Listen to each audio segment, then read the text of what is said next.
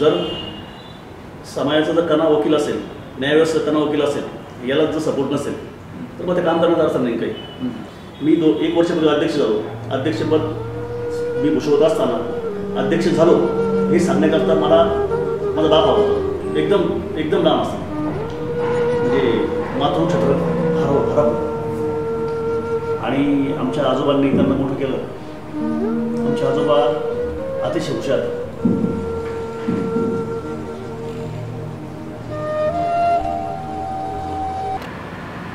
नमस्कार, मी पत्रकार निरंजन देशमुख. आवाज सह्याद्रीचा प्रेरणादायी व्यक्तिमत्व या सदरामध्ये आपल्या सर्वांचं स्वागत करतो. आज आपल्या स्टुडिओमध्ये आहे आदर्श व्यक्तिमत्व, एक विधितज्ञ, अकोले तालुका वकील संघाचे माजी अध्यक्ष आणि भारत सरकार नोटरी म्हणून ज्यांची आत्ताच 1 महिन्यापूर्वी नियुक्ती झाली, ते आदरणीय ॲडव्होकेट रमेश रावजी जोरवर साहेब. नमस्कार सर. स्टुडिओमध्ये तुमचं स्वागत आहे. सर्व प्रेक्षकांना एकदा तुमची ओळख करून द्या. मी ॲडव्होकेट रमेश खंडेराव जोरवर. मी अकोले तालुका वकील संघाचा माजी अध्यक्ष आहे. आत्ताच 1 महिन्यापूर्वी माझी नोकरी म्हणून नियुक्ती झाली आहे. त्यानंतर मी साधारण 23 वर्षापासून या क्षेत्रामध्ये आहे सर. तुमचे वडीलही वकील म्हणून त्यांनी अतिशय चांगलं काम केलं. हो. त्यांचा कार्यकाळ फार चांगला होता. त्यांचा मित्रपरिवारही चांगला होता. त्यांच्याच वारसाने आपण ज्याला म्हणू आणि त्यांच्या मार्गदर्शनाखाली तुम्ही आज वकील झालेला आहात. निश्चित. आणि मी ज्यावेळेस संगमनेरला मोटरसायकलवर एकदा जात होतो त्यावेळेस तुम्हाला तिकडून येताना बघितलं आणि आपली चिखलीमध्ये भेट झाली. तर रस्त्यावर भेट झाल्यानंतर मी तुम्हाला विचारलं की एवढं घाईत पुढं चालले, तर म्हणे एकदा आपण चहा घेऊ फास्टमध्ये, मला राजूरला जायचंय. तर म्हणजे एवढी तुमची धावपळ असते की संगमनेर कोर्ट आणि तिथून परत डायरेक्ट राजूर कोर्ट, म्हणजे ही जी तुमची धावपळ, संघर्ष नाही का, एक वकिली व्यवसाय करत असताना हे तुम्हाला कसं शक्य होतं? या वयात तुम्ही एवढी धावपळ वगैरे करता? काय होतं की जे पक्षकार बांधव आहेत आणि पक्षकार बांधवांच्या न्याय हक्कासाठी धावताना तो एक आनंद वेगळा आहे. अरे वा. व्यवसायात किती पैसे भेटतात हे महत्त्वाचं नाही, हे गाव नाही. परंतु राजूर न्यायालय असेल, अकोला न्यायालय असेल, संगमनेर न्यायालय असेल आणि पक्षकार बांधव जेव्हा एखाद्या वकिलाची वाट पाहतो की वकील साहेब येतील बुवा, एखादी तारीख नेमलेली असते आणि ती तारीख नेमलेली असताना पक्षकार बांधव जेव्हा वाट पाहतो आणि ती आपण जे होतो त्याची भावना तुम्ही समजू शकता. आणि त्यामुळे मग किती ऊन आहे, किती वारा आहे, किती पाऊस आहे हे महत्त्वाचं नाही, याची पर्वा. परंतु त्याचं ते काम झालं पाहिजे, तिथे गेलं पाहिजे, आपण ते काम झालं पाहिजे, काम मार्गी लावलं पाहिजे. आणि कसं असतं की प्रत्येक निकाल आपल्या हातात नाही, पण प्रयत्न करणं आपल्या हातामध्ये आहे. रामायण असेल, महाभारत असेल, ही तेव्हा पण संकल्पना चालली आहे. म्हणजे कुठेतरी एखाद्याची बाजू मांडण्याकरता एक योग्य व्यक्ती म्हणून वकिलाची तेव्हापासून वकील हा शब्द आहे. आत्ताच बरं तुम्ही विषय काढला म्हणून विषय बोलतो. छत्रपती शिवाजी महाराजांच्या काळामध्ये अफजल खानाची जी भेट घडणार होती त्यासाठी देखील ते वकिलाची नेमणूक करूनच त्याच्यामध्ये ते मार्ग निघाला आणि ती भेट निश्चित झाली आहे. मग तेव्हापासून आपण हा शब्द ऐकत आलो आहे. आणि खऱ्या अर्थाने एक समाजाकरता काम करत असताना तो फार एक वेगळा आनंद आहे, एक वेगळं समाधान आहे आणि एक कुठेतरी सचोटी आहे, प्रामाणिकपणा आहे. आणि काय होतं की आत्तापर्यंत एक 23 वर्षामध्ये अनेक ऊन वारा पाऊस पाहिला, अनेक काय होतं पक्षकारांच्या जे वेदना आहेत त्या आपल्या वेदना आहेत साहेब. अगदी बरोबर. एखादा पक्षकार, एखादे डॉक्टर ज्याप्रमाणे शरीराची काळजी घेतो, शरीरावर आपले समजा आजार असेल तो दूर करतो, तर तो त्या पक्षकाराचा जीवनातला आजार तुम्ही दूर करतो. समस्या सोडवतो. काही भावनिक विषय असतात, काही कौटुंबिक विषय असतात, काही प्रॉपर्टीचे विषय असतात. मग ते मांडत असताना असं वाटतं की आपण आपलीच बाजू मांडतो, त्याची म्हणजे तो हा वाद त्याचा नाही, हा वाद असं वाटतं आपला आहे आणि त्या अनुषंगाने आपण ती फाईट देत असतो. आतापर्यंत किती वर्ष तुम्ही वकिली व्यवसायामध्ये आहात? मला साहेब साधारण 22-23 वर्ष झाली. बरं, या 22-23 वर्षामध्ये अशी काही क्रिटिकल केस आली का तुमच्याकडे की गुंतागुंतीची केस होती पण ती सोडवली? नाही, आता इतकं डोक्यात स्पष्ट डोक्यात येणार नाही, परंतु असे अनेक केसेस, हजारो प्रकरण आपण मार्गी लावले असतील आणि त्यामध्ये ज्या प्रकरणात यश आलं त्यांनी आपली वाहवास केली आहे, परंतु ज्या प्रकरणात अपयश आलं त्याने निश्चित अंतराने बोटं मोडले असते. कारण प्रत्येकाला वाटतं की आपल्या बाजूने निकाल झाला पाहिजे, की एखाद्या काम दिल्यानंतर की ते काम झालंच पाहिजे असते, त्याची भावना असते. परंतु जनरली कसं असतं की पेपर असतात, परिस्थिती असते, आपण आपली बाजू मांडत असतो आणि आपली बाजू मांडत असताना निश्चितच प्रत्येक वेळेस आपली बाजू शाबित होईल हे काही आम्ही सांगू शकत नाही. कसं असतं की आदिवासी बांधवांमध्ये अनेक असे प्रकरणं आहेत की प्रॉपर्टी तिसऱ्याच्या नावावर असते आणि तो कसंच असतो. परंतु प्रॉपर्टी त्याची असते, परंतु हे त्याला फार नंतर ज्ञात होतं की ही प्रॉपर्टी त्या माणसाच्या नावावर आहे. मग समजा तो माणूस विकायला निघतो किंवा समजा काही तांत्रिक अडचण निर्माण होतं आणि त्यावेळेस मग ते माणसं येतात आमच्याकडे की साहेब असं आहे. आणि त्यानंतर पाहिलं जातं की त्यात मग तो विलंब त्याच्यात ते नाव नसतं, परंतु याचं नाव कमी गेलं असतं कशात कोणतरी माध्यमातून, आणि त्यात जो झालेला विलंब असतो तो विलंब काही वेळेस माफ होत नाही. मग काही वेळेस त्याला जी अपेक्षा असते वकिलांकडून की समजा हे का काम होत नाही. मग याच्यात तांत्रिक ज्या अडचणी आहेत की समजा जे अशिक्षित बांधव आहेत, माझे आदिवासी बांधव आहेत, याच्यामध्ये मग सर की काय होतं की रेकॉर्ड त्याच्याकडून तपासला जात नाही प्रत्येक वेळेस, आणि 50-60 वर्षाचा जो विलंब असतो तो विलंब काही वेळेस कंट्रोल होत नाही किंवा कंट्रोल होत नाही. मग त्या माणसाला ऑटोमॅटिक अन्याय होतो. मग असं वाटतं की चार कोणतरी आपण अन्याय करतो काय असं वाटतं कधी कधी आम्हाला. म्हणजे आम्ही आमची बाजू मांडून समजा प्रांत असेल, कोर्ट असेल, आणि मग आम्ही आमची बाजू मांडत असताना मग तिथे कोणतरी अपयश येतं. मग अपयशानंतर त्याला वाटतं की त्याला आपलं वकीलच प्रॉपर नाही किंवा व्यवस्थित काम करत नाही, परंतु आपण आमची बाजू मांडत असतो, परंतु सत्यता कळत नाही की हे का फेटाळलं गेलं किंवा हे का बरं रिजेक्ट केलं हे त्याला समजत नाही. मग त्यावेळेस कधी थोडी शोकंतिका वाटते. लहानपणापासून तुम्ही असं ठरवलं होतं की मला पुढे जाऊन वकील व्हायचे वडिलांसाठी? नाही, आता एक थोडीशी बायोग्राफी सांगतो माझी. मी पहिली ते चौथी अतिशय खेळ करतो. मी पेटीड हायस्कूलला संगमनेरला शिकलो. चौथीपासून 5वी ते 10वी सह्याद्री हायस्कूल संगमनेर या ठिकाणी शिकलो. आणि त्यानंतर मग राहायला अकोला झालो. आम्ही अकोल्याला आल्यानंतर 11वी-12वी अकोल्याला झाली. माझे वडील देखील व्यावसायिक वकील होते आणि अतिशय सुंदर त्यांची वकील होती. म्हणजे एक गरीब जनतेकरता एक न्यायदाता म्हणून त्याची अख्ख्या एका तालुक्यामध्ये आहे. साहेब आजही माझ्या वडिलांना 4 वर्ष आहे, परंतु माझ्या वडिलांचा ऑफिसमध्ये माझे फोटो आहे, मोठा फोटो आहे. आणि त्यांचे जे जुने पक्षकार आहेत त्यांच्यावर प्रेम करणार आहे. आजही त्या फोटोसमोर आल्यानंतर नतमस्तक होतात आणि त्यांच्या डोळ्यातून पाणी येतं. म्हणजे इतका भावनाशील, इतका साधारण उच्च विचार करण्याची माझ्या वडिलांची म्हणजे असे ठेवून होतं. आणि हे सिंपल माणूस, परंतु त्या सिंपल माणसाच्या फोटोसमोर जेव्हा जुने माणसं आजही डोळ्यातून त्याचे पाणी येतं, तेव्हा म्हणजे तो माझ्या आयुष्यातला सगळ्यात ग्लोरिशन आहे असं मला वाटतं कधी कधी. म्हणजे अनेक जणांच्या केसेस त्यांनी मार्गी लावल्या, जिंकल्या, बरोबर, आणि अनेकांना न्याय देण्याचं काम केलं, न्याय मिळवून देण्याचं काम केलं. परंतु यावर की जे आदिवासी बांधव आहेत काही माझे आजही त्या फोटोसमोर आल्यानंतर मस्त होतात, रडतात डोळ्यातून त्यांच्या जेव्हा पाणी येतं ना, आणि ते पाणी येत असताना मला कळतं की त्या माणसाचं माझ्या वडिलांवर किती समजा प्रेम आहे किंवा किती त्यांनी किती प्रॉपर त्या व्यक्तिगत जपल्या असतील किंवा त्या व्यक्तीला ते न्यायाचा कुठेतरी प्रयत्न केला असेल असं मला वाटतं. आणि त्याशिवाय कसं असतं, कुठेतरी गिव्ह अँड टेक केल्याशिवाय ते माणूस इतकं डोळ्यातून माणसं पाणी येऊ शकत नाही. आणि मग ती भावना जागृत होते ऑटोमॅटिक, आणि त्यामुळं मग मलाही थोडीशी प्रेरणा भेटते. त्याने आपण त्यापेक्षा जास्त जोरजोमान धावलं पाहिजे असं वाटतं मला. आणि त्या अनुषंगाने त्यांचीच प्रेरणा माझ्याकडे आहे. त्यांनीच मला उभं केलं. त्यांनीच मला उभं करत असताना मला 23 वर्षामध्ये आता सध्या 4 वर्ष समजा गेले असेल, पण 19 वर्षामध्ये त्यांनी मला घडवलं. त्यांच्या माध्यमातून माझ्याकडे एक 8 ते 9 पतसंस्था आहे. माझ्याकडे एक 700-800 माझी स्वतःची फायलिंग आहे. ही फायलिंग त्यांच्याच कृपेनं आहे आज. आणि आज एक तो जो बॅड पॅच होता, बॅड पॅचमध्ये त्यांनी मला चांगला सपोर्ट केला आणि आज मी त्यांना मिस करतो. मला क्षणोक्षणात त्यांची आठवण येते. मला सुख असेल दुःख असेल त्यांची आठवण असेल मला राहत नाही. आणि मी त्या व्यक्तीमुळेच फक्त मोठा आहे आपल्यामध्ये, फक्त त्या व्यक्तीमुळे बघ सकुनामुळे. जीवनात काय असे संघर्ष तुमच्या वाटेला काही आले कधी, चढउतार आयुष्यात आपण ज्याला अतिशय चांगला आणि खुला प्रश्न विचारला. मी त्या संदर्भातच बोलतो. संघर्ष म्हणजे हा कौटुंबिक संघर्ष आमचा होता. 1996 साली माझे मोठे बंधू भास्करराव यांना आमच्या वडिलांनी डाळ मिल हा छोटासा प्लॅन टाकून दिला. पण हा प्लॅन टाकल्यानंतर साधारण एक 3 ते 4 वर्ष प्लॅन चांगला चालला. हा प्लॅन आम्ही आमच्या गावात देवठांमध्ये टाकला आणि साधारण तिथून जी आमची घसरगुंडी सुरू झाली आमच्या आयुष्याची, ती घसरगुंडी कुठेतरी 1-2 वर्षापूर्वी थांबली आमची, 1 वर्षापूर्वी थांबली आमची. त्या डाळमिलच्या प्लॅनमुळं माझं पूर्ण कुटुंब डिस्टर्ब झालं. म्हणजे काय झालं त्या डाळमिलचा जो प्लॅन टाकला तो 2-3 वर्ष चांगला चालला, परंतु त्यानंतर मात्र त्याला मग जागतिक मंदी असेल, कच्च्या मालाचा अभाव असेल, लेबरचा अभाव असेल, भांडवलाचा अभाव असेल, मार्केटिंगचा अभाव असेल, त्यामुळं आमचा तो प्लॅन फेल गेला. आणि तो प्लॅन आमचा फेल गेल्यामुळे साधारण 2000 साली म्हणजे आमच्यावर एक कर्जाचा डोंगर निर्माण झाला 50 लाखाचा. आणि तो निर्माण होत असताना मग ते सगळं पेड करत असतं, हे सगळे प्रत्यय असताना म्हणजे त्यावेळेस ती कंडिशन नव्हती पैसे भरायची किंवा कोणत्याही पेमेंट तशी परिस्थिती नव्हती. ते टप्प्याटप्प्याने ॲडजस्ट करत मग आत्तापर्यंत तेच सगळं निस्तारत तुम्ही आपण जे आता साहेब बोललात की बॅड पॅच किंवा संघर्ष साधारण एक 20 वर्षाचा हा संघर्ष आमच्या कुटुंबात चालला.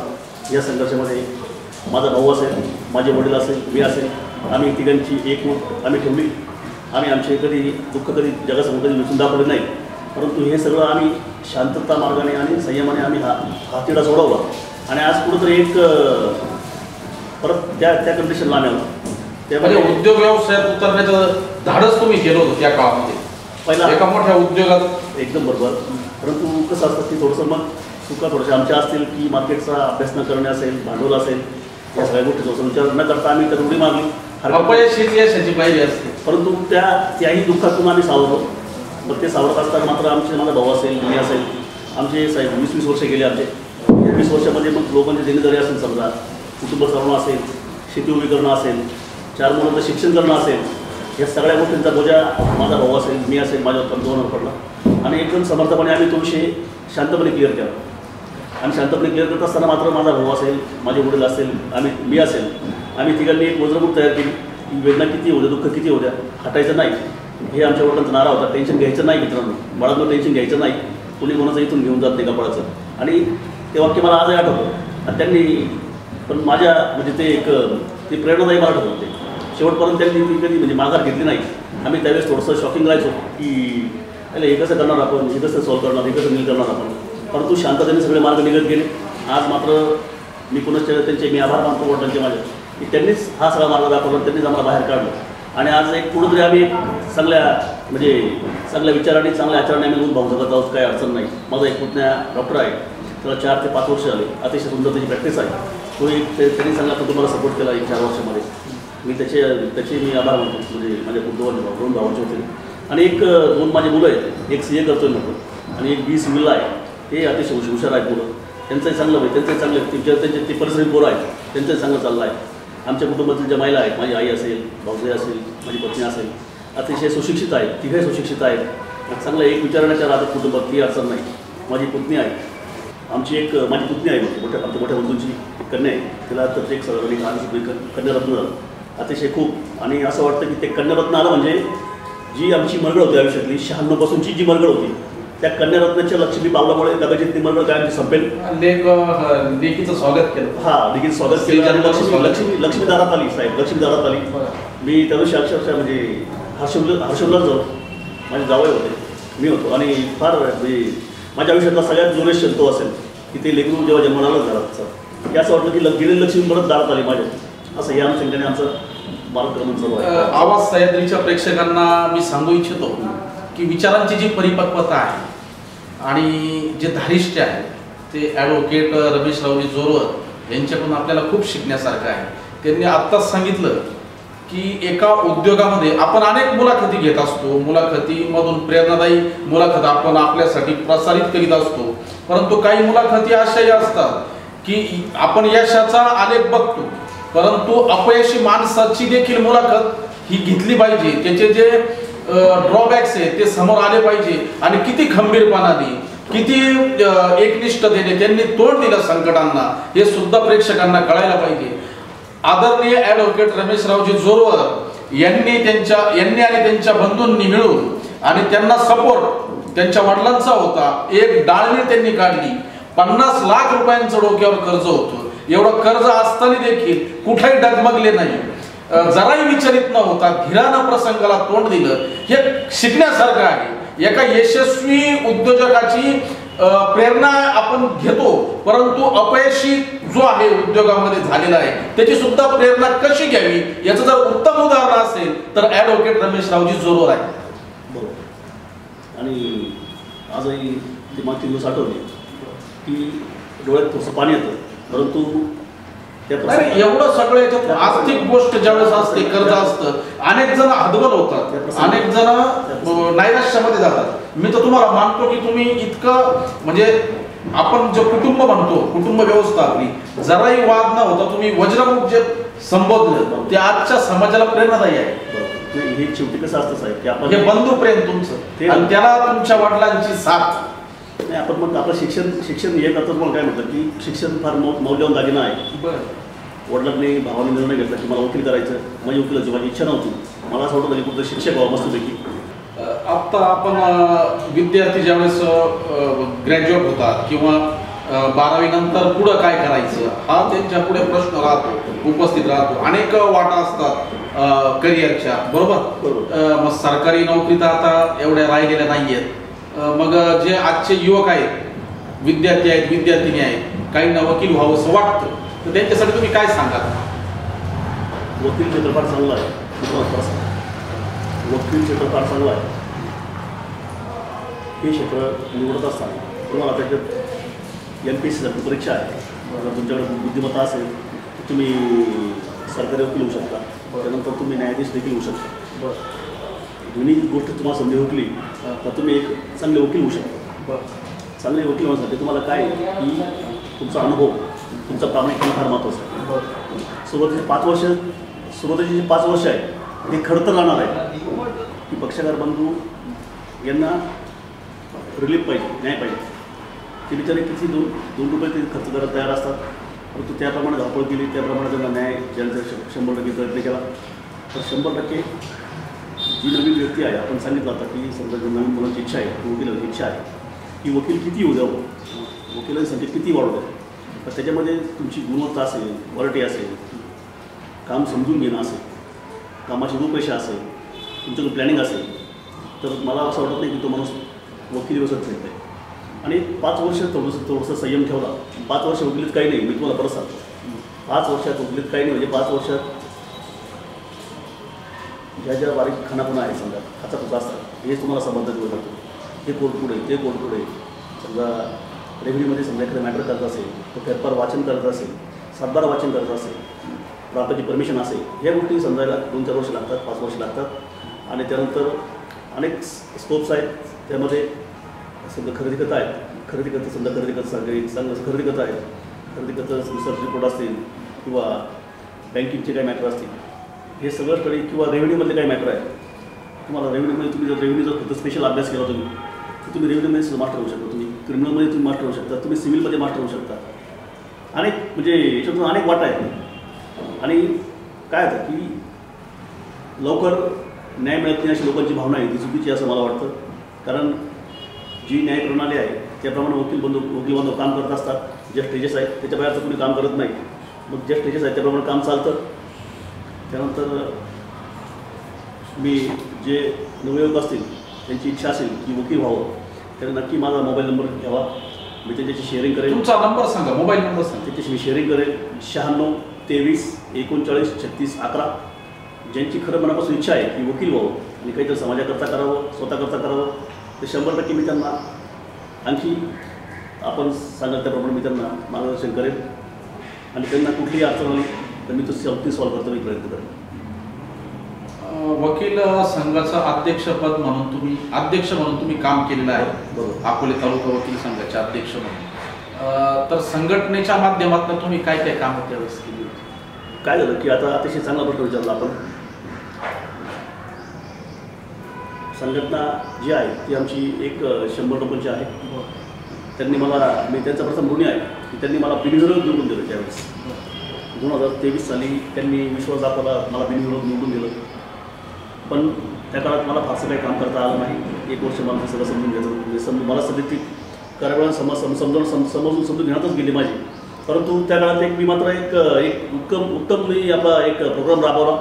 तो म्हणजे ज्युनियर जे बांधव आहेत, ज्युनियर म्हणजे आपले जे युवक तरुण वकील जे वकील बांधव आहेत त्यांच्याकरता मी एक कार्यशाळा घेतली होती. ती कार्यशाळा घेत असताना तहसीलची जी प्रोसिडिंग आहे, तहसीलमध्ये काय कामं चालतात किंवा प्रांत साहेबांसमोर काय कामं चालतात, मी त्यांची एक ती कार्यशाळा घेतली होती. मला मी आवर्जून सांगेन की त्या कार्यशाळेत त्यांना फायदा झाला.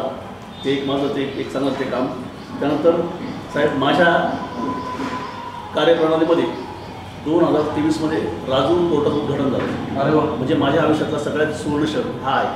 आणि त्या राजूर कोर्टाच्या उद्घाटनाच्या वेळेस मला हायकोर्टाबरोबर बसता आलं, मला हायकोर्टाबरोबर डायस शेअर करता आलं. म्हणजे माझ्या आयुष्यातला सगळ्यात म्हणजे असं ग्लोरियस क्षण मी समजतो की राजूर न्यायालयाचं उद्घाटन जे आहे ते माझ्या म्हणजे मी अध्यक्ष असताना म्हणजे माझ्या काळात झालं. हे जोपर्यंत मी आहे तोपर्यंत मी हे नेहमी स्मरणात ठेवेन. अविस्मरणीय आठवण तुमची राहील. आणि याचं सगळं मी श्रेय मी माझ्या वडिलांना देईन, कारण त्यांच्यामुळेच मी इथं आहे. माझा भाऊ असेल, माझे वडील असेल, हे श्रेय सगळं त्या दोघांना देईन मी. आणि त्या दोघांमुळेच मी इथं आहे. आणि माझ्या आयुष्यातला हा सगळ्यात ड्युरेशन राजूर सारख्या दुर्गम भागात न्यायालय जाणं आणि त्या न्यायालयामध्ये उद्घाटक म्हणून मी जो करा होत्या आमच्या हायकोर्टाबरोबर, हा माझ्या आयुष्यातला सगळ्यात मोठा क्षण आहे. प्रेक्षकांना काही बारीक सारीक गोष्टींची माहिती नसते वकिली व्यवसायातली, आणि ती थोडी सांगा. ती अशी की समजा काही विद्यार्थी जर वकील होण्यासाठी आले, LLB झाले, बरोबर, LLB पास होऊन वकील झाले, तर त्याच्यानंतर त्यांना जज होता येतं. हो, हे प्रेक्षकांना सांगा. आता कसं आहे, आता पूर्वी काय होतं की पूर्वी त्याला वयाची अट होते. वयाची म्हणजे आपला अनुभवाची अट होती म्हटलं पूर्वी, की त्याला 5 का 7 का 10 वर्ष अनुभव हवा होता. परंतु आता अलीकडे काय झालं की MPSC परीक्षेमुळे आता सगळं बुद्धिमत्तेवर आहे. की आता समजा तुम्ही जर स्कॉलर असाल, टॅलेंट असाल, तुमच्या अभ्यास करण्याची प्रवृत्ती असेल, तर तुम्हाला ती लगेच आहे, तुम्ही ती परीक्षा देऊ शकता. मग आता याच्याकरता तुम्हाला की 5 का 10 वर्ष थांबायची अनुभव असतात, थांबायची गरज नाही. हा झाला पहिला मुद्दा. त्यानंतर जी परीक्षा आहे ऑनलाईन स्वरूपात त्याचे ते फॉर्म वगैरे भरतात, आणि त्यानंतर परत पेपर जे आहेत आणि अभ्यासक्रम जो आहे तो अभ्यासक्रम आपला लॉचा अभ्यासक्रम आहे. म्हणजे सुरुवातीपासून जर तुम्ही अभ्यासावर पकड ठेवली तर तुम्ही न्यायमूर्ती व्हायला तुम्हाला काही हरकत नाही असं मला वाटतं. दंगळमंगळ न करता, अभ्यास न करता, सिरियस अभ्यास केला, सगळ्या विषयांचा अवलोकन करून जर अभ्यास केला तर तोच अभ्यासक्रम पुढे आहे साहेब. अभ्यासक्रम एवढा नाही, अभ्यासक्रम तोच पुढं आहे. त्यानंतर मग थोडंसं सिरियस अभ्यास केला, थोडंसं सिरियस चांगला अभ्यास केला तर PP असेल, तुम्ही JMFC असेल, तुम्हाला व्हायला काही अडचण नाही असं मला. या क्षेत्रात संधीच्या वाटा आहे, खूप वाट आहे. आणि कसं असतं की शेवटचा पर्याय म्हणू नको, भांडण कुठले असू द्या, प्रत्येक कुटुंबात वाद आहे. जमिनीचा असेल, भावकीचा असेल, नवरा बायकोचा असेल, साहेब शेवटी वकिलाशिवाय पर्याय नाही. मला असं म्हणजे ह्या व्यवसायाला शेवटपर्यंत बनणं नाही असं मला म्हणतं. पण प्रामाणिकपणा, सचोटी महत्त्वाची आहे असं मला वाटतं. आणि प्रामाणिकपणे जो काम करेल तो 100% उपाशी मारणार नाही असं मला वाटतं. आणि माझा व्यवसाय असा आहे की म्हणजे चांगल्या माणसाला, चांगल्या वकिलाला उपाशी मारू देणार नाही असं मला वाटतं. आणि आताच्या सर्वात महत्त्वाचा प्रश्न असा आहे की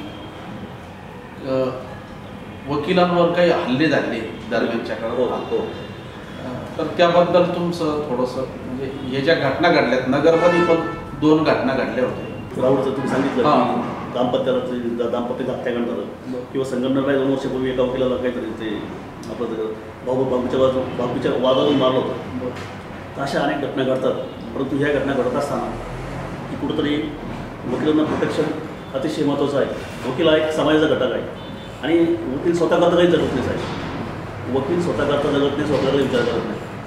एखादं प्रकरण आल्यानंतर समोरचा माणूस किती नंगट आहे किंवा किती भयंकर आहे हे नाही वकील पाहत, आपल्या पक्षकाराला न्याय कसा मिळेल हे पाहत असतो. आणि मग ते होत असताना मग वकिलांना प्रोटेक्शन का नको याच्याकरता आमचे सगळे वकील बांधव आझाद मैदानावर बसले होते. परंतु साजेस त्यांना काही सपोर्ट भेटला नाही. ही शर्मीची बाब आहे. जर समाजाचा जर कणा वकील असेल, न्यायव्यवस्थेचा कणा वकील असेल, याला जर सपोर्ट नसेल तर मग ते काम करण्याचा अर्थ नाही काही. मग कशा करता आम्ही जनतेकडचं, आम्ही कशाला जनतेकरता काम करायचं? आम्ही जर समजा उद्या रस्त्याने चाललो, आम्ही कुणी याऱ्या समजा काही करायचं आम्हाला, समजा एक तुमच्याशी बोलतो प्रामाणिकपणे, बरोबर, तर मग कोणीतरी आमच्यावर खुन्नस काढायची, कामाची खुन्नस काढायची, ही चुकीचं आहे. याच्याकरता प्रोटेक्शन ॲक्ट करता आम्ही धावतोय. प्रोटेक्शन ॲक्टचा जो आमचा प्रस्ताव आहे तो पडलेला पेंडिंग आहे. प्रोटेक्शन ॲक्ट आम्हाला 100% मंजूर होणार आहे. कारण वकील हा न्यायव्यवस्थेचा कणा आहे. वकिलाशिवाय कुठली न्याय प्रणाली चालू शकत नाही असं माझं एक वैयक्तिक मत आहे. आणि जर वकिलाला जर समजा सपोर्ट केलं नाही किंवा प्रोटेक्शन दिलं नाही तर त्याचं काम करणं अवघड होईल, जगणं अवघड होईल. कारण तो एकटाच नाही, त्याच्या मागे कुटुंब आहे, आईवडील आहेत, लहान मुलं आहेत, पत्नी आहे, भाऊ आहे. म्हणजे समजा तो गेल्यानंतर त्याचं पुढचं कोणी पाहिजे, हा विषय महत्त्वाचा आहे. मग त्याकरता त्याला प्रोटेक्शन अतिशय महत्त्वाचं आहे. अतिशय चांगला तुम्ही प्रश्न विचारला, ज्वलंत प्रश्न विचारला. आपल्या जिल्ह्यामध्ये अशा अनेक घटना घडलेल्या आहेत. समजा काही मी काय म्हणतो, काही चुका समजा. आणि कसं असतं की लोक कुठं रोष काढतात, राग काढतात. याहीपेक्षा मी जनतेला देखील आवाहन करेन की कृपया वकिलांवर त्यांनी रोष काढू नये. जे काय असतं ते कामात न्यायालयात पाहावं. उगाचच काय होतं, पुढं तेरीबेरी किंवा हाणामारी करून पुढे कोणाला न्याय मिळणार नाही. त्यापेक्षा कुठंतरी मग समजा सॉल्व केले, हे करून ते करून बरोबर आहे करी असं माझं म्हणणं आहे. की राहुलचं जे प्रकरण घडलं अतिशय दुर्दैव प्रकरण असेल. अख्खा भारत त्याच्यावर म्हणजे भारत हरवला होता. बार काउन्सिलकडं आम्ही विनंती केली होती की आम्हाला प्रोटेक्शन ॲक्ट लागू करा. परंतु त्या पुढं ते प्रकरण तसं प्रलंबित आहे. अशा घटना परत वारंवार घडू नये. आणि अशा ज्या लोकांनी समजा अशा घटना घडवल्या असतील त्यांना चपार बसला पाहिजे. आम्हालाही थोडा सपोर्ट भेटला पाहिजे. हीच आमची अपेक्षा आहे. आम्हाला जर कोणाला त्रास द्यायची आमची अपेक्षा मानसिकता नाही. आम्ही तुमच्याकरता झटत असतो ना, तुमच्याकरता भागत असतो. मग तुमच्याकरता भांडत असताना देखील मग समजा शासनाने देखील आमची प्रिकॉशन घेतले पाहिजे, काळजी घेतली पाहिजे असं आमचं एक म्हणजे कळकळची आमची विनंती आहे. याच्याकरता साधारण आमचं एक 15 दिवस महिनाभर कामकाज बंद देखील होतं आणि पण कामकाज बंद असून त्यात काय आउटपुट निघालेलं नाही, परंतु प्रोटेक्शन ॲक्ट हा मंजूरच व्हावा अशी मी सगळ्या वकील बांधवांच्या वतीनं विनंती करतो. लोक न्यायालयाची माहिती थोडीशी सांगा प्रेक्षकांना. आता कसं असतं की लोक न्यायालय हे जे आहे हे लोक न्यायालय हे हायकोर्टाच्या म्हणजे हायकोर्ट डायरेक्शन देत असतं. ही लोक न्यायालय म्हणजे जे पिटी जे बारीक बारीक खटले आहेत हे बारीक बारीक खटल्याची जी पेंडन्सी त्या न्यायालयावर पडते त्यामुळे जे कामाचा बोजा वाढतो. म्हणजे या माध्यमातून काय होतं की ते पिटी मॅटर समजा जे आहेत ते निघतात किंवा जे वसुली मॅटर आहेत ते निघतात. त्यानंतर जे मॅटर सेटल झाले आहेत ते मॅटर लोक न्यायालयात निघतात समायोजनाने मिटवलं. हो, त्यामुळे समायोजन करून त्यानंतर जे किरकोळ एनसी मॅटर आहे ते दंडाच्या स्वरूपात समजा जर ते अधिकार आहे कोर्टाला त्याप्रमाणे मग दंड करून ते मॅटर देखील निघतात. म्हणजे जी पेंडन्सी आहे ती ऑटोमॅटिक त्यामध्ये होती कमी होती. आणि इकडे काय आलं की लोक न्यायालयामुळे बराचसा पक्षकार बंधूंना फायदा झाला आहे. त्यामध्ये एकदा लोक न्यायालयाचा जो निकाल होतोच आहे याला अपील नाही, चॅलेंज नाही. समापचरणाचा निकाल झाला, 2 भावांचं भांडण मिटलं, नवरा बायकोचं भांडण मिटलं. त्याच्यामध्ये भांडण मिटल्यानंतर परत त्या भांडणावर त्याला दोघांनाही परत असं म्हणता येत नाही की ते मला मान्य नाही. लोक न्यायालय म्हणजे एकदम ती फायनल डिग्री, नो अपील त्याच्यावर. म्हणजे ग्रामसभेला जसा अधिकार दिलाय ग्रामसभा बळकटीकरण, ग्रामसभेत जो ठराव पास झाला तो नाकारण्याचा अधिकार विधानसभेला नाही आणि लोकसभेलाही नाही. म्हणजे त्याचप्रमाणे लोक न्यायालयामध्ये एकदा निर्णय झाला तो झाला असं आहे. म्हणजे तिथं जे झालं ते फायनल झालं, म्हणजे सामोपचाराने मिटवली जाते केस. पक्षकार जे बंधू आहेत, जे सुज्ञ पक्षकार बंधू आहेत ज्यांनी याचा लाभ घेतलेला आहे की तुम्ही म्हणजे माझ्यापेक्षा तुम्ही त्यांना विचारलं तर बरं होईल. याचं कारण असं आहे की नो रिपीट, म्हणजे तो प्रश्न परत रिपीट होत नाही. मग तो भांडण नवरा बायकोचा असेल, जमिनीचा असेल किंवा पिळकू मारमारचा असेल, परत तो विषय परत रिपीट होत नाही, त्याच्यावर अपील होत नाही. हे लोक न्यायालय किती महिन्यातून असतं काय तसं कसं नाही. आता ते कसं असतं हायकोर्टाचे डायरेक्शन असतात त्याप्रमाणे त्यांचे ते इयरली त्याचे ठरलेले असतात. साधारण 2 महिन्यात एक असतं असं माझ्या हिशोबाने. 2 महिन्यात एक असतं. समजा ते पीटी मॅटर जे आहेत ना ते काही लगेच काही कंटिन्यू दाखल होत नाही.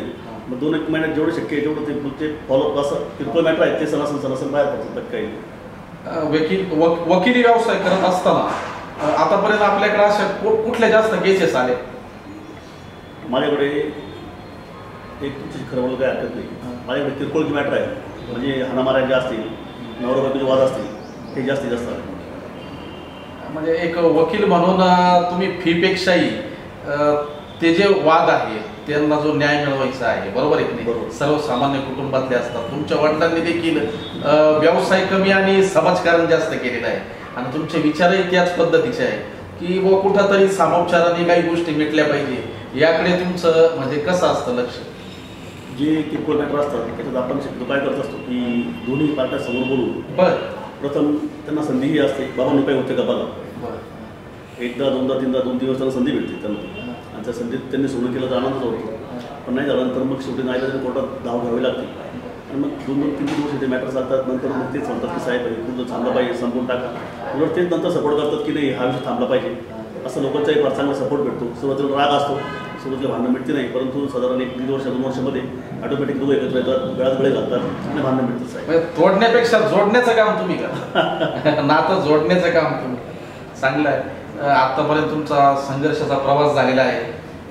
मुलंही उच्च शिक्षित तुमचे आहेत, सगळं म्हणजे सुसंस्कृत फॅमिली आहे आणि विचारांची सुद्धा परिपक्वता आहे. कुठल्याही प्रसंगाला तोंड देण्याची त्यांच्यामध्ये क्षमता आहे. निसर्गानेच वरदान तुम्हाला दिलेलं आहे आणि त्याला शिक्षणाची जोड आहे, चांगल्या विचारांची जोड आहे. वकील साहेबांचा मित्र परिवारही तालुक्यात भरपूर आहे आणि युवा वर्ग जास्त आहे. समाजकार्याची तुम्हाला फार आवड आहे आणि अनेक तुम्ही कार्यक्रम पण आयोजित केले होते तुमच्या गावाला, त्याच्यानंतर तालुक्यामध्ये. तर आता जाता जाता तुम्ही प्रेक्षकांना काय सांगू इच्छिता? मी एक वकील म्हणून तुमच्याशी एक आव्हान करतो मी की जर ही मुलाखत जे पाहत असतील त्याच्या घरात देखील कुठे वाद असतील, भावाभावांचे वाद असतील, तर त्यांनी ही मुलाखत पाहिल्यानंतर ताबडतोब त्याला जाऊन त्याला भेटायचं आहे.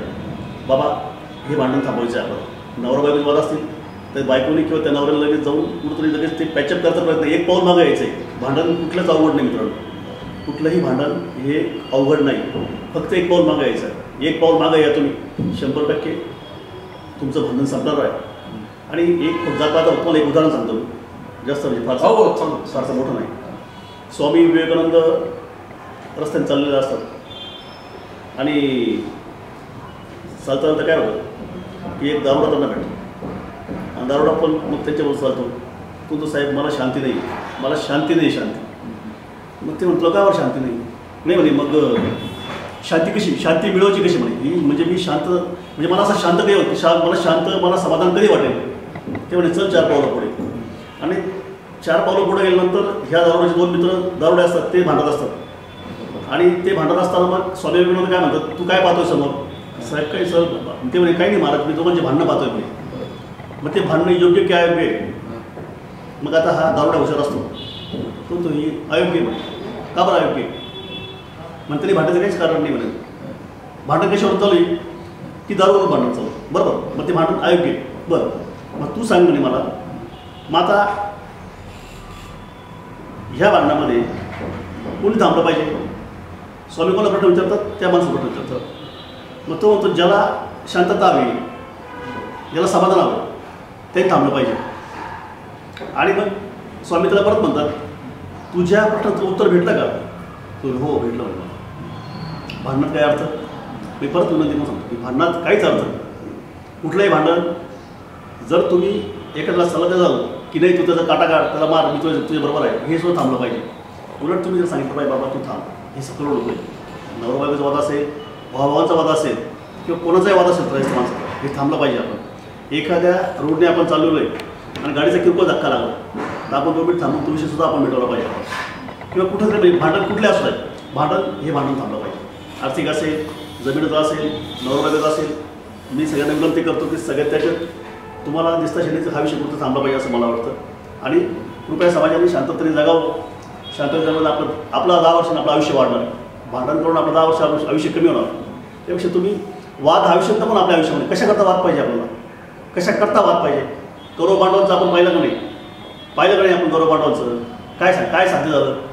100 भाऊ असताना 5 भाऊ बारी पडले, परंतु काय ती प्रॉपर्टी जागेवर राहिली, गेल्या की जागेवर निघून काय फायदा झाला. भांडणात अर्थ नाही काही असं मला वाटतं. तेव्हा कृपया वाद करू नका, शांततेमध्ये जगा मस्तपैकी. तुम्ही जगा, कुटुंबाला जगू द्या शांतपणे, कुटुंबाला आनंद घेऊ द्या आणि व्यसनापासून दूर राहा, ही माझी विनंती. व्यसन नको आयुष्यामध्ये, खरंच नको व्यसन. अतिशय चांगला संदेश आदरणीय वकील साहेब ॲडव्होकेट रमेशराव जोरवर यांनी दिलेला आहे. आणि तंटामुक्तीचा संदेश की जे R.R. पाटील आबा, स्वर्गीय R.R. पाटील यांनी जी तंटामुक्ती मोहीम चालू केली होती, त्याचा एक संदेशच तुम्ही या निमित्ताने दिलेला आहे की गावोगाव जे तंटे राहतात, छोटे छोटे भांडण्याचं रूपांतर मोठ्या दंगलीत सुद्धा होतं, तर ते टाळण्यासाठी त्यांनी स्वामी विवेकानंदांचं एक छोटासा दाखला दिलेला आहे, उदाहरण दिलेलं आहे. अतिशय छान मुलाखत इथं झालेली आहे. फक्त आता 1-2 मिनिटं आपण घेणार आहोत, कारण त्यांचे वडील देखील एक चांगले वकील म्हणून होते आणि नावाजलेले वकील होते, तर त्यांच्या काही आठवणी इथे शेअर कराव्यात. एकदम लहान असतं, म्हणजे मातृक्षेत्र हरपलं. आणि आमच्या आजोबांनी त्यांना मोठं केलं. आमचे आजोबा अतिशय हुशार.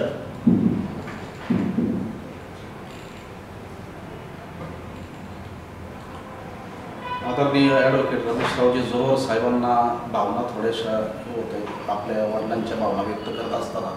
आणि ते होणं साहजिक आहे की त्यांना वडिलांचं प्रेम इतकं मिळालं की मी सांगतोय ना की एका मुलाने म्हणजे यांच्या मोठ्या भावाने एक डाळमिळ काढली, एवढी मोठी कंपनी काढली, 50 लाखांचं कर्ज करून ठेवलं, तरी देखील जराही राग न धरता, कुठंही अपशब्द न बोलता, मायेची फुंकर आपण ज्याला म्हणतो ती कुटुंबावर कशी पाहिजे, कुटुंब प्रमुख जो आहे तो कसा पाहिजे, याचं उत्तम उदाहरण जर असेल तर यांचे वडील. यांच्या वडिलांनी जे संस्कार केले की पैसा आज आहे उद्या नाही परवा आहे, पैसा गमू नये, परंतु जे नातं आहे ते टिकलं पाहिजे, जी कुटुंब व्यवस्था आहे जी विचारांवर टिकलेली असते, प्रेमावर मायेवर टिकली असते, टिकत असते, ते जे शिकवण आहे जी चांगल्या विचारांची, ती शिकवण वडिलांनी दिलेली आहे. त्याच्यामुळं साहजिक आहे की ॲडव्होकेट रमेशरावजी जोरवर यांच्या डोळ्यातून अश्रू आलेले आहेत की आपण पाहतो की थोड्या थोड्या गोष्टीवरून भांडणं होतात, कुटुंब उद्ध्वस्त होतं. त्याच्यानंतर जर एखाद्या मुलांनी जर कर्ज केलं तर घरात वाद होतात, भांडणं होतात, नाही नाही ते बोललं जातं. परंतु इथं असं घडलेलं आहे की एक मोठा उद्योग जो फसलेला आहे, अपयश आलेला आहे, परंतु अपयशाला देखील पाठीवर थाप देऊन नाही आपण पुन्हा जिंकू शकतो या उमेदीने जे पाठबळ यांच्या वडिलांनी दिलं ते खरंच मौलिक आहे आणि आदर्श घेण्यासारखं आहे. आपण जगामध्ये पाहतो की यशस्वी पुरुषांच्या मुलाखती आपण बघतो, जे यशस्वी झाले त्यांचा अभ्यास करतो, परंतु जे अपयशी होऊन जीवनात कसे खंबीर राहिले आणि कसे लढले त्यांची सुद्धा मुलाखत, त्यांची सुद्धा प्रेरणा ही काळासाठी गरज आहे मित्रांनो. कारण आज बघतो की प्रत्येकाला यश नाही मिळत, यश मिळवण्यासाठी प्रत्येक जण धावतो, परंतु अपयश हीच यशाची पायरी असते. अपयशातून फार शिकण्यासारखं असतं आणि जरी अपयश मिळालं तरी जराही विचलित न होता जीवनात लढलं पाहिजे, सामर्थ्य निर्माण झालं पाहिजे आणि एका क्षेत्रात जर अपयश आलं तर दुसरं क्षेत्र निवडलं पाहिजे. ह्या तुमच्या वडिलांच्या ज्या आठवणी आहेत, खरंच मी असे कुटुंब बघितलेले आहेत की जिथं अपयश आल्यानंतर, जिथं काही आल्यानंतर भावाभावामध्ये वाद होतात, तू हे का केलं म्हणून. आणि वडील म्हणजे अनेक कुटुंब आहेत अशी की जे दुफळी होती, परंतु तुम्ही जे मागाशी सांगितलं की आमची वज्रमुठ होती आणि तुमच्या वडिलांनीच सांगितलं की काय घाबरायचं कारण नाही, कर्जाला घाबरायचं कारण नाही, किती मोठा डोंगर असो तो जाईल, फक्त खंबीर राहा. काय शिकवण होती तुमच्या वडिलांची? मातृछत्र हरपलं. त्यानंतर आजोबा आमची जनावर वळायची, शेती करायची आणि मग त्यांनी जनावरांवर सांभाळून आईचा डोक्यावर हात नाही आणि अशा परिस्थितीत बाबा लहानाचे मोठे झाले. त्यानंतर शिक्षण घेतलं, B.Com पर्यंत शिक्षण घेतल्यानंतर इरिगेशन डिपार्टमेंटमध्ये क्लार्क म्हणून लागले. परंतु त्यानंतर LLBची परीक्षा दिली आणि कुठंतरी एक हाय क्वालिटीमध्ये जगता यावं, एक सुंदर जगता यावं आणि समाजाबद्दल काहीतरी करता यावं, यामुळं मग वकिली करायचा निर्णय घेतला. आणि वकिली करत असताना वकिलीची सुरुवात झाली ती संगमनेरला झाली. भाऊसाहेब धुमाळ जे आहेत ते सिनियर, त्यांचे ते गुरु, अतिशय खूप राजा माणूस, खूप चांगला माणूस आणि त्यांच्या आश्रयाखाली सुरुवातीला वकिली केली. खूप प्रेम, म्हणजे भाऊसाहेब धुमाळांचं माझ्या वडिलांवर खूप प्रेम, माझ्या वडिलांचं गुरु म्हणून त्यांचं खूप प्रेम. आणि भाऊसाहेब धुमाळ आणि माझे वडील अतिशय कशी एक म्हणजे विलक्षण जोडी. त्यानंतर मग ते काम करत असताना मग अकोल्यात आले, अकोल्यात वकिली सुरू केली, संगमनेर अकोला पाहू लागले. त्यानंतर मग कुटुंब, मी असेल, माझा भाऊ असेल, माझी बहीण असेल, मग आमचं सगळं कुटुंब, हे सगळं कुटुंबाचं पालनपोषण करत असताना त्यांना 3 भाऊ होते. हे तिन्ही भावांची वज्रमुठ, म्हणजे मी हे जे शिकलो, एकत्र कुटुंब कसं असावं, एकत्र कुटुंबात कसं राहावं, एकत्र कुटुंबाच्या अडीअडचणी कशा सॉल्व्ह कराव्यात, ही प्रेरणा मला माझ्या वडिलांपासून भेटली. माझ्या वडिलांचे 3 भाऊ, ते धरून 3 भाऊ होते. एक सावत्र भाऊ, परंतु कधी सावत्र त्यांना घेतलं, सावत्र मांडलं नाही. आणि हे 4 भाऊ कसे एकत्र राहिले, शेवटपर्यंत कसं त्यांचा एकोपा राहिला, हे सगळं मी पाहिलं, माझ्या डोळ्यांनी पाहिलं. आणि त्यानंतर मग हे सगळं होत असताना 4 भाऊ ते एकत्र राहिले, सगळ्यांचं कल्याण झालं. आमच्या वडिलांचं तर 100% मुलाचा हातभार आहे. त्यानंतर ते होत असताना मग डाळबिलचा विषय तर तुम्हाला मागाशी सांगितलंच आहे. त्यानंतर वडिलांना समाजकार्याची खूप आवड होती. पंढरपूर इथे आमच्या समाजाचं एक भव्य दिवस, एक साहेब आपलं हे काय होतं कोणतं भक्तनिवास आहे. त्याच्यामध्ये माझ्या वडिलांचं एक 100% योगदान आहे. त्यानंतर आम्ही प्रथम OBCमध्ये होतो, परंतु आमच्या वडिलांनी अथांग प्रयत्न करून हायकोर्टामध्ये भांडण करून समाजाला NTCमध्ये विलीन केलं. NTC आज आम्ही NTC आहोत, हिंदू कन्नडे आम्ही NTCमध्ये मोडतो. याच्यात माझ्या वडिलांचा 100% सहभाग आहे, हात आहे. त्यानंतर माझ्यासारख्या एका माफीच्या गोळा त्यांनी वकील केला आणि मला घडवलं. एक 100% म्हणजे समाजापेक्षाही कुटुंबात लक्ष कमी, समाजात लक्ष जास्त. हे सगळं होत असताना एक त्यांची छोटीशी एक आठवण सांगतो की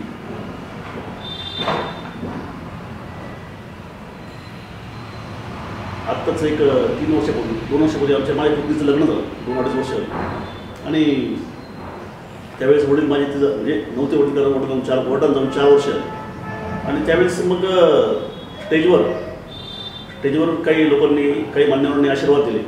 आणि मग शेवटी मला माझ्या माईक सगळ्यांनी दिला, म्हणजे तुम्ही तुमच्या भावना व्यक्त करा. परंतु म्हणजे मी भाग्यवान नाही, मी कमनशीब आहे समजतो. मी 1 वर्षापूर्वी अध्यक्ष झालो. अध्यक्षपद मी भूषवत असताना अध्यक्ष झालो हे सांगण्याकरता मला माझा बाप हवा होता. त्याच्या मुखात मला त्याला पेळ टाकायची इच्छा होती, पण ते सुद्धा माझ्या नशिबात नाही. राजूर कोर्टाचं उद्घाटन झालं, त्याचं मी जिवंत साक्षीदार आहे. किंवा मी हायकोर्टावर बसलो, हे सगळं भव्य वैभव पाहत असतात, म्हणजे पाहण्याकरता माझे वडील नाही ही माझी सौभाग्य आहे. तरी देखील बाबा तुम्ही तिथं समाधान राहा ही अपेक्षा आहे, बाकी काही नाही. हीच मी त्यांच्याविषयी भावना व्यक्त करतो. अतिशय चांगली मुलाखत इथं प्रेरणादायी ॲडव्होकेट रमेशरावजी जोरवार यांची झालेली आहे. त्यांनी आपला संपूर्ण जीवन प्रवास सांगितला. थोडेसे भावनात्मक झाले वडिलांच्या आठवणीने, आणि त्यांनी आजपर्यंत जे केलं, आणि अश्रू त्याच माणसाच्या डोळ्यात येतात ज्याच्याकडे भावना आहे, जो सच्चा आहे आणि जो भावनाशील आहे आणि विचारांनी पक्का आहे. हे अश्रू बोलके असतात, अश्रू सांगून जातात की माणूस किती हलव्या विचाराचा आहे आणि किती समाजप्रिय आहे. ज्याच्या डोळ्यात अश्रू येतात तो भित्रा नसतो, किंवा ज्याच्या डोळ्यात अश्रू येतात तो आपण ज्याला म्हणतो उलट अश्रू हे शौर्याचं निशाण आहे, की त्याला मानवतेबद्दल, मानवजातीबद्दल, माणसांबद्दल प्रेम असतं, सहानुभूती असते, जिव्हाळा असतो. हे जे गुण आहेत ते ज्याच्यामध्ये भरून असतात त्याचे डोळे पाणावले जातात त्याच्या आठवणीनुसार. म्हणूनच ॲडव्होकेट रमेशराव जोरवार यांनी अतिशय दिलखुलासपणे आपल्या भावना व्यक्त केल्या. ते जेवढ्या चांगल्या पद्धतीने बोलले त्याच्याहीपेक्षा 1000 पटीने त्यांचा स्वभाव चांगला आहे. त्यांना व्यक्त करत असताना, मांडत असताना त्यांनी अनेक त्यांचे अनुभव सांगितले. हे सांगत असताना एक चांगला स्वभाव, एक चांगलं व्यक्तिमत्व म्हणून त्यांनी युवकांना, तरुणांना, जे विद्यार्थी आहेत, वकिली होऊ इच्छितात, ह्या क्षेत्रात येऊ इच्छितात, त्यांच्यासाठी सुद्धा चांगलं मार्गदर्शन केलं. तुम्ही इथे आलात, वेळात वेळ काढून आमच्यासाठी आज मुलाखत दिली. तुमचा सगळा जीवन प्रवास जो त्यांचा आहे तो धावता असतो. वकिली व्यवसायाशी ते इतके प्रामाणिक आणि एकनिष्ठ असतात की संगमनेर कोर्टातून अकोले आणि राजूर सगळीकडे जाण्याची त्यांची एका दिवसात तयारी असते. सतत धावपळ चालू असते, आणि ही जी धावपळ आहे ती आपल्या पक्षकारासाठी असते. त्यांचा जो सेवाभावी वृत्तीचा जो बाणा आहे तो असाच टिकून राहो, आणि त्यांच्या हातून अशीच सेवा घडो ही आवाज सह्याद्रीच्या माध्यमातून मी तुम्हाला शुभेच्छा देतो. आणि नोटरीपदी नियुक्ती झाल्याबद्दल तुमचं पुन्हा एकदा अभिनंदन करतो.